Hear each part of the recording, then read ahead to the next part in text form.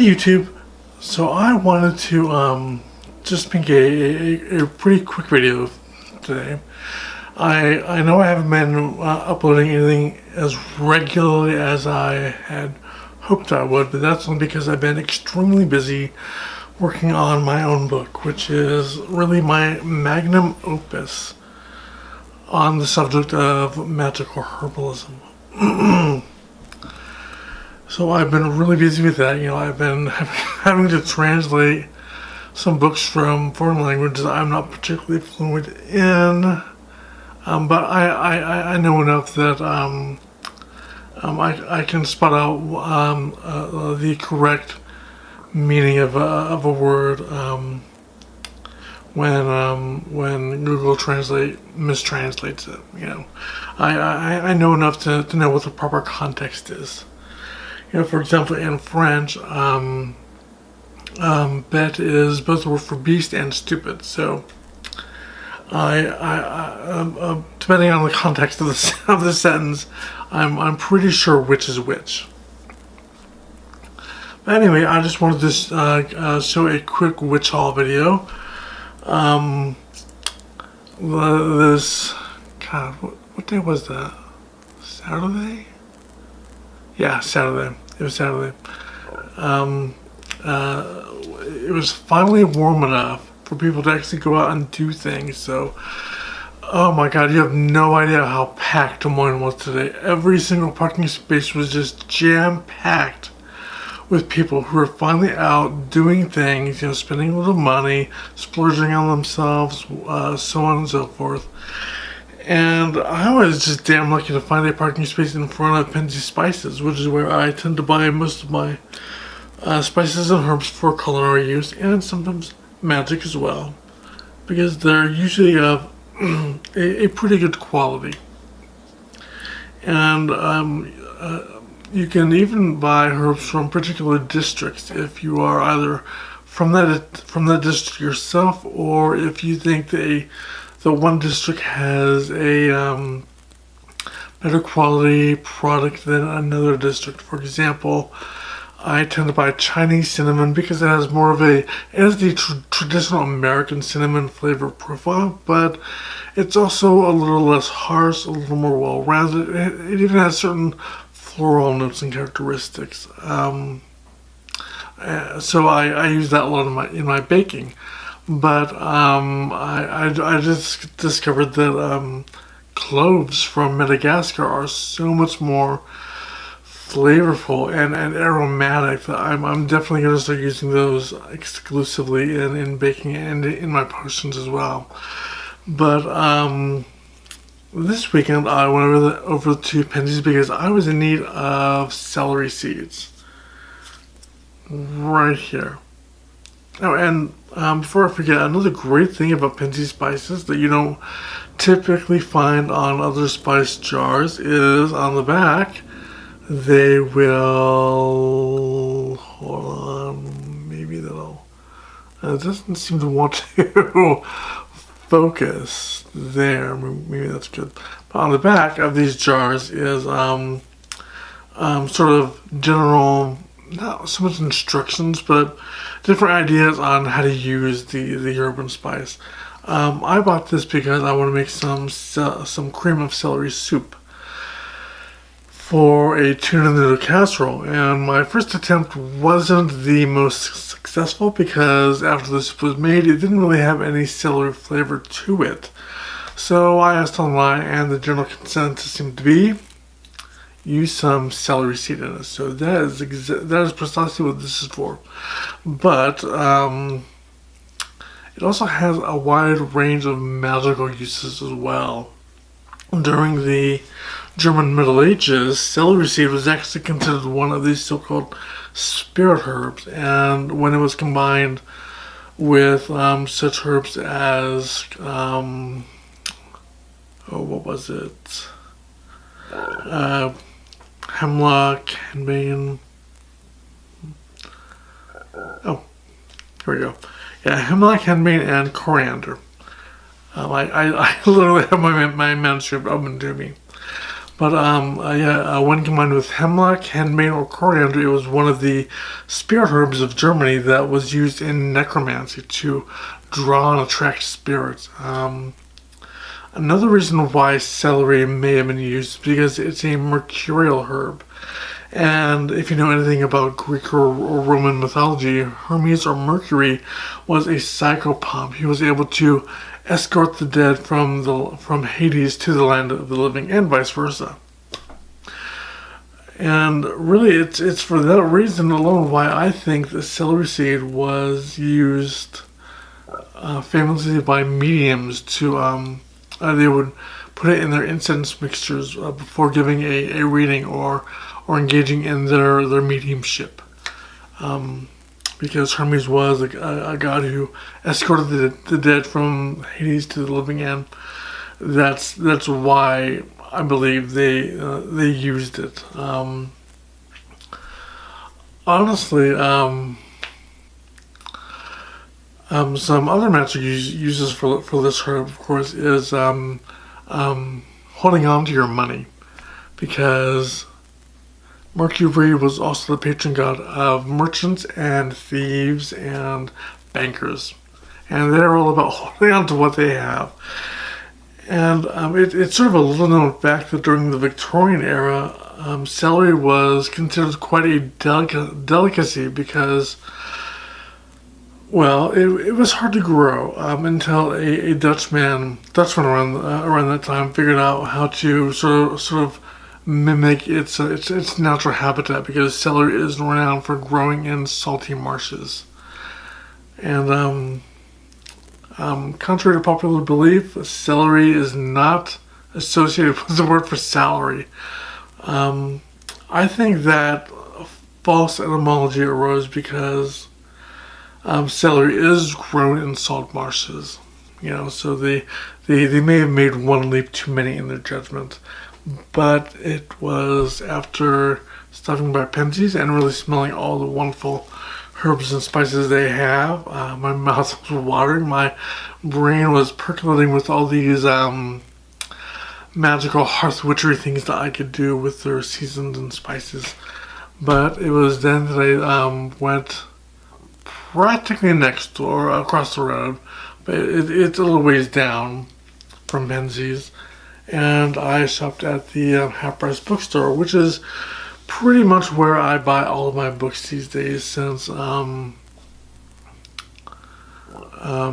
Borders closed down. And I don't know who was doing Borders a book buying thing, but he really knew their job and did it well. They really knew their clients well and the subject well.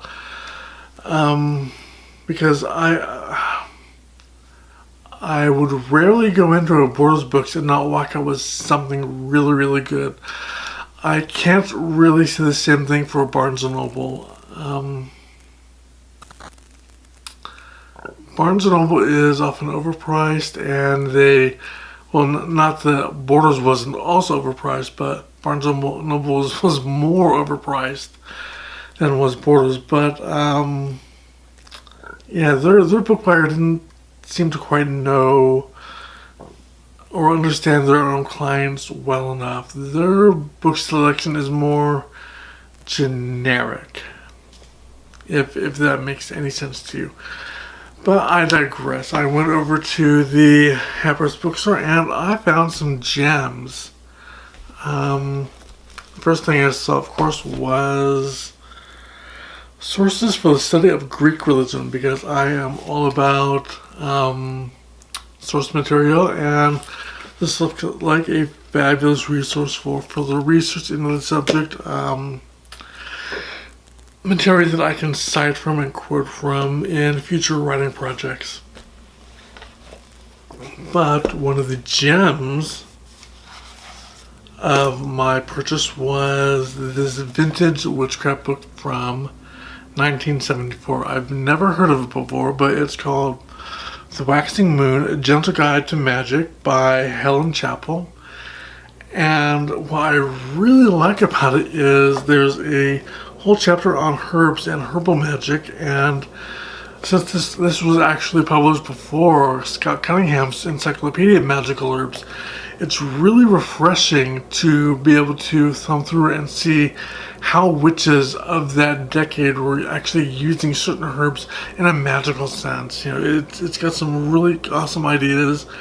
It's nice to see that me and Helen, more often than not, we're actually on the same page, magically speaking, with regard to certain herbs, such as cloves, which I have long since said can be used magically and stop gossip spells.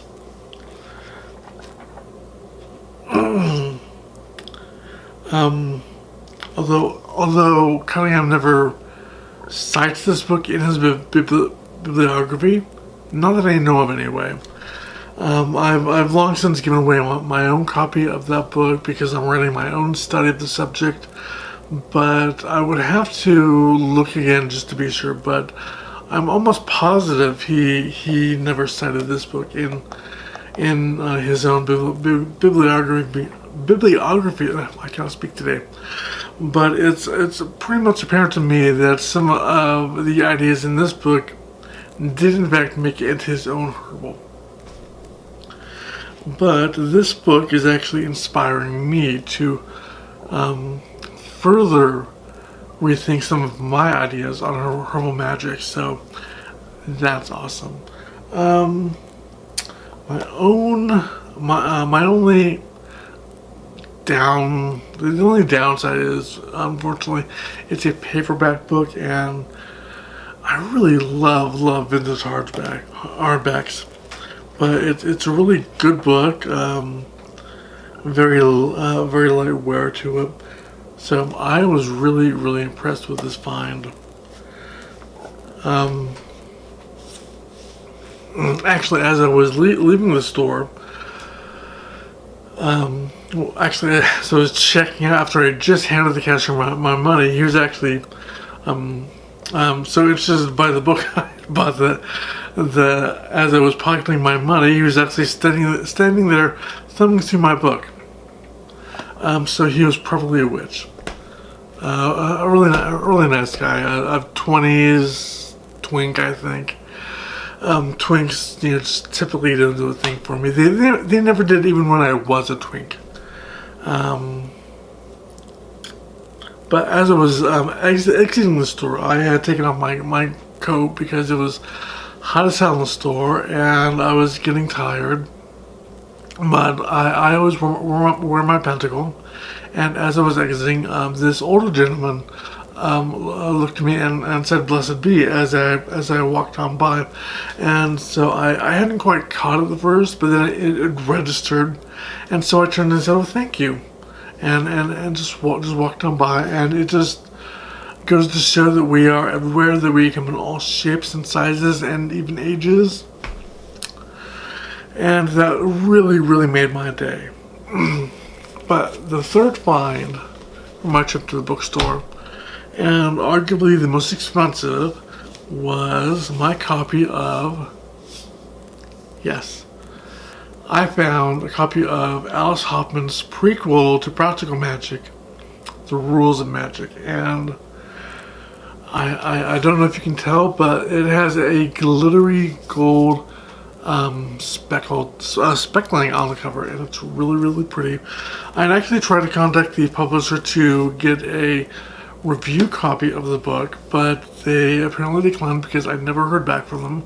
I never received anything in the mail, which is just as well, because apparently the publicity companies they were sending out were just soft covers of this book, and I would much rather have a hardback than a soft cover.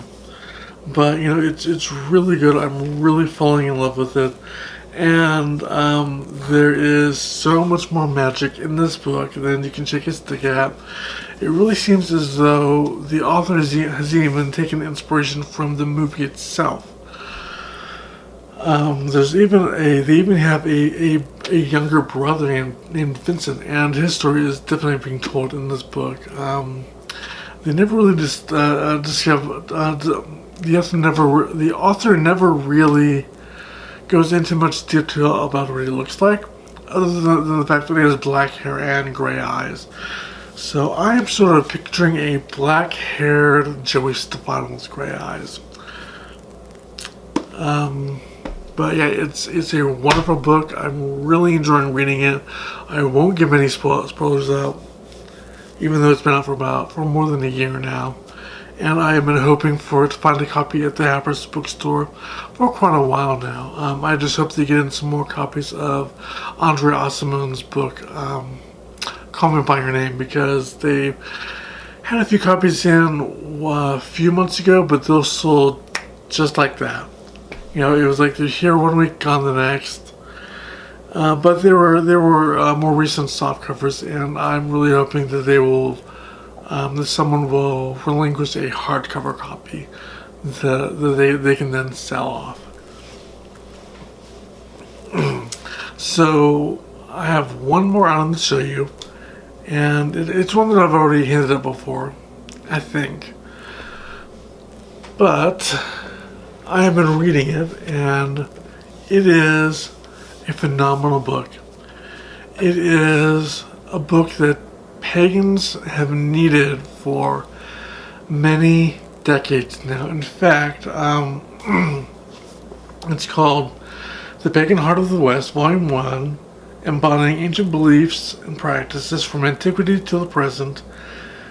Volume 1 is Deities and Kindred Beings. It's actually the doctoral dissertation of a friend of mine, Randy B. Connor, who lives and teaches in Chicago.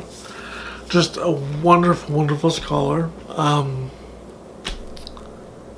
Crap, I've totally lost my train of thought.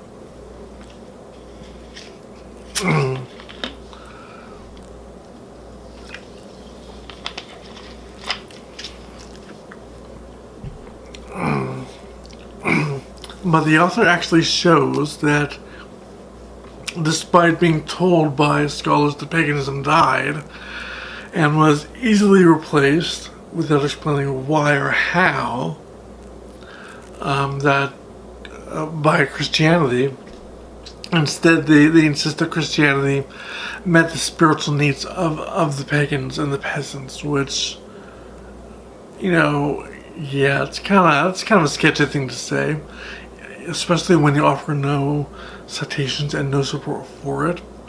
In fact, Professor Ronald Hutton actually said that this view hardly needs defending, even though it really does. And this book really sort of hammers the final nail into the coffin regarding pagan survivals.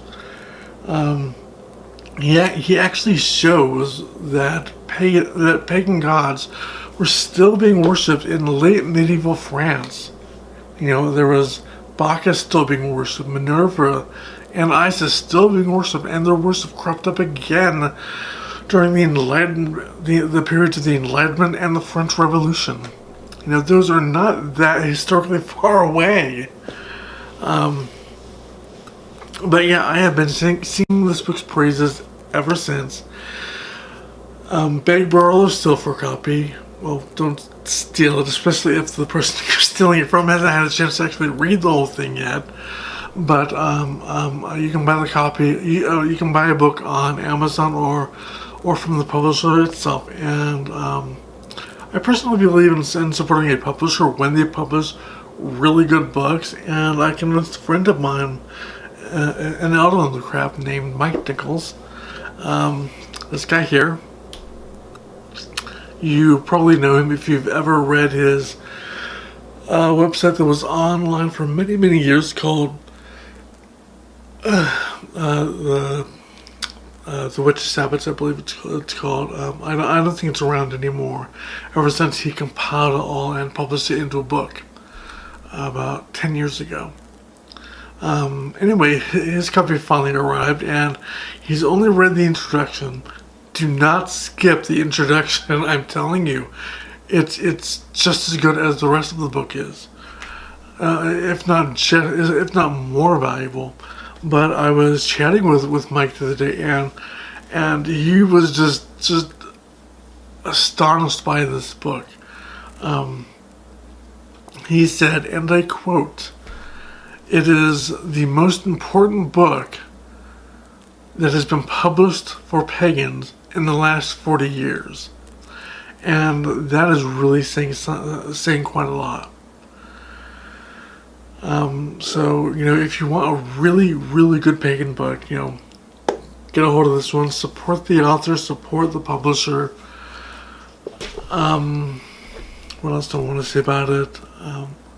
What astonished me about this book is that it contains information that shocked me to learn, because the continued worship of gods such as Minerva, Isis, and Bacchus in the late Middle Ages should be common knowledge to all of us who consider ourselves pagans and witches and Wiccans or what have you.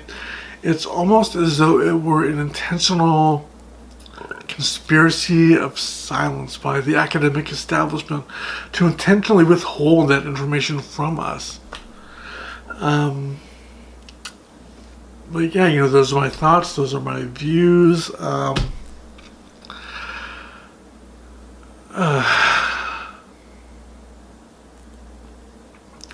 So I'm totally rambling right now, so I will let you guys go. But yeah, totally go out and get this book out to your library.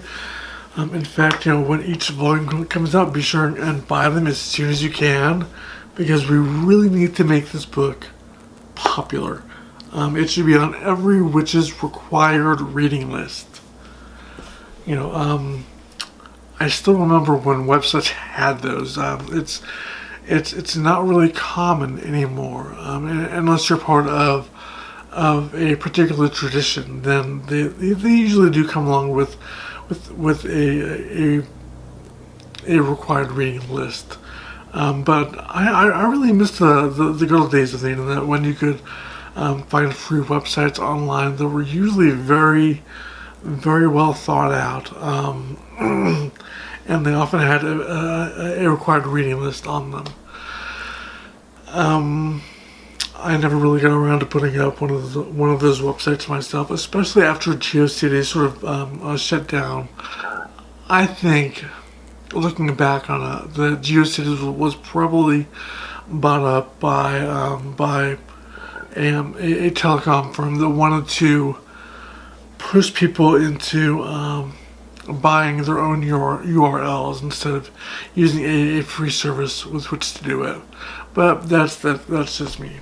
Whether I'm correct or not, I don't really know. But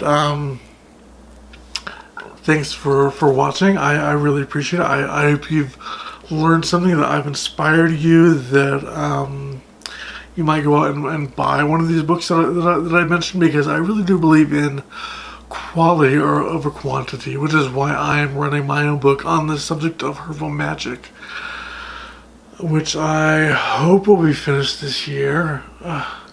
Crossing my fingers. But until I see you guys again, keep calm and witch on.